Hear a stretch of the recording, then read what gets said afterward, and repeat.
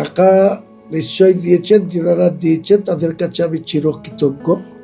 বা এই মুসলমান সমাজের মানুষের আজকে যে উদারতা মানসিকতা নিয়ে তাদের কি আছে না আছে তা, আমি যে ভদ্রলোক 1 কোটি টাকা আমাকে ঘোষণা করলেন, তেনার বাড়ি তো কোথায়, ওই দক্ষিণ 24 পরগনার কোথায় বাড়ি, আমি কোনোদিনই চিনতাম না। উনি আসে নিতে এসে ওনার একটা শিল্পপতি মানুষ, অনেক কিছু আছে, কার্ডটা আমাকে দিলেন এবং বললেন আপনার অ্যাকাউন্ট দিবেন, আমি 1 কোটি টাকা এখানে দেব।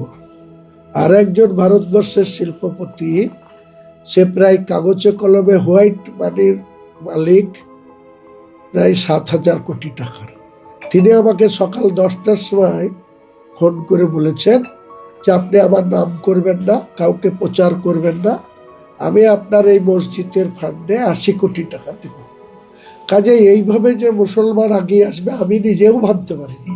আমি ভেবেছিলাম যে আমি ধীরে ধীরে হবে, বা টাকার প্রস্থান আমাকে বারবার মানুষের কাছে অনুরোধ করতে হবে, আপিল করতে হবে, তারপরে হবে।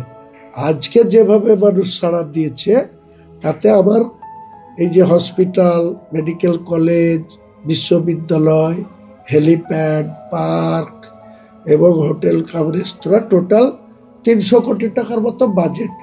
আমার ধারণা এটা খুব অনায়াসেই মানুষের সাহায্যে আমরা করে ফেলতে পারব। একটা থাক না, ইতিহাস একটা হয়ে থাক। মানুষ, আমরা কবে মরে যাব, দুনিয়া ছেড়ে চলে যাব, এটাই নিয়ম যে জন্মালেই তার মৃত্যু হবে, আমাদেরকে কবরে যেতে হবে, অমুসলিম ভাইদের শ্মশানে যেতে হবে। তো এর জন্য আবার এত কচলা কচলি করার কোনো দরকার নাই। আমি যখন বলেছি বেঁচে থাকতে আমি বাবরি মসজিদ করব, আর আল্লাহ যদি আমাকে তার আগে নিয়ে নেয়, আমার যারা আছে সাঙ্গ পাঙ্গ তারা করবে, ফান্ড তো থাকছে, আমি তোর কবরে নিয়ে যাবো না, তারা করবে।